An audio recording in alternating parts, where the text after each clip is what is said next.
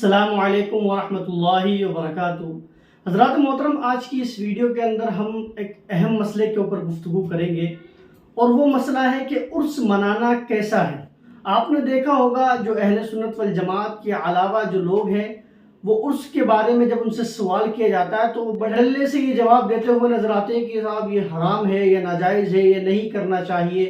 तो आज इंशाअल्लाह अज़्ज़ा वजल इस वीडियो के अंदर हम यही समझेंगे कि उर्स शरीफ में होता क्या क्या है और ये करना क्या ये नाजायज़ और हराम है या नहीं है। तो हज़रात मोहतरम, उर्स कहते किसे हैं? याद रखिए, उर्स और बरसी ये दोनों एक ही चीज है, लेकिन फर्क कहाँ है वो आप समझ लीजिए। फर्क ये है कि जब कोई आवाम के अंदर से किसी का इंतकाल होता है या मुझ जैसे गुनाहगार का इंतकाल होगा तो मेरे इंतकाल की या किसी भी शख्स के इंतकाल के 1 साल के बाद जो फातिहा की जाएगी, अगर वो कोई आम शख्स है तो उसकी बरसी होगी।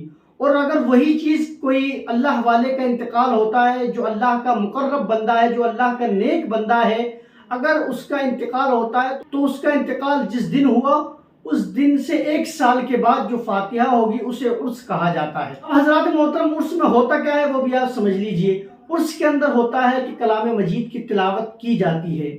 उर्स शरीफ में क्या होता है? नाते पाक पढ़ी जाती है। उर्स शरीफ में होता क्या है?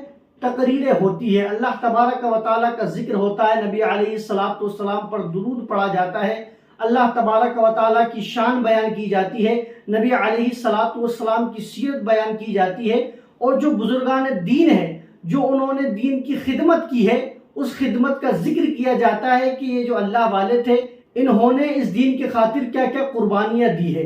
तो हजरत मोहतरम, ये चीजें उसके अंदर होती है। अब सवाल ये होता है कि इनमें से कौन सी ऐसी चीज है जो हराम है। पहले होती है कलाम मजीद की तिलावत। तो क्या कलाम मजीद की तिलावत करना ये हराम है, ये कोई गलत काम है? तो आपका जवाब होगा इसमें कोई गलत काम नहीं होता है। फिर दूसरा सवाल है कि नात शरीफ पढ़ी जाती है। नात में क्या है? नबी अलैहिस्सलातु वस्सलाम की तारीफ बयान की जाती है, नबी अलैहिस्सलातु वस्सलाम के बारे में बताया जाता है। तो नात शरीफ भी एक ये नेक अमल है। फिर उसके बाद तकरीर वगैरह होती है। तो तकरीर में क्या होता है? अल्लाह तबारक व तआला की शान बताई जाती है।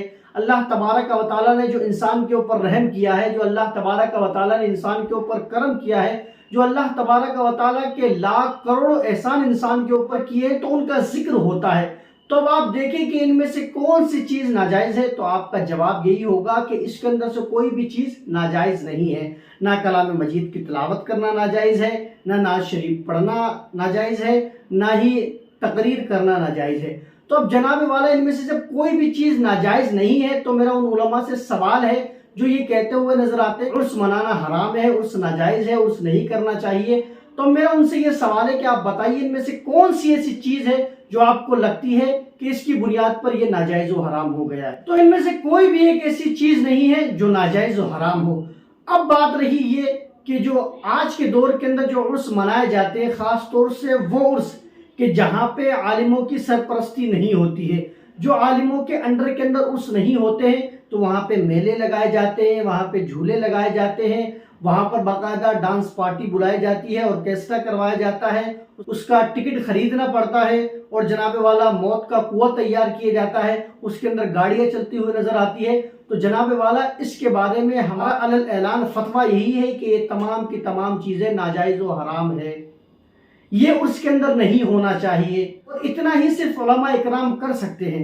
अब ये तो है नहीं कि हम उनसे जाके लड़े, उनसे जाके झगड़े। हमारा जो फतवा है, जो उलमा इकराम ने, जो हमारे उलमा ने फतवा दिया है, वो यही दिया है कि जितने भी काम है, मेले लगाना है, मौत का कुआं है, डांस पार्टी है, ऑर्केस्ट्रा करवाना है और जनाबे वाला झूले लगवाना है और भी बहुत सारे नाजायज काम होते हैं, तो उनके बारे में हमारा फतवा यही है अहले सुन्नत वल जमात का कि तमाम की तमाम चीजें नाजायज और हराम है, ये नहीं होना चाहिए। अब जो लोग कर रहे हैं, अब ये उनकी गलती है और वही लोग गुनाहगार होंगे। हाँ, अगर इस बात के अंदर जो उलमा इकराम है वो अगर इससे एग्री करते, वो इसको जवाज का फतवा दे देते, वो कहते कि नहीं साहब ये कर लेते, तो ये गलत बात होती।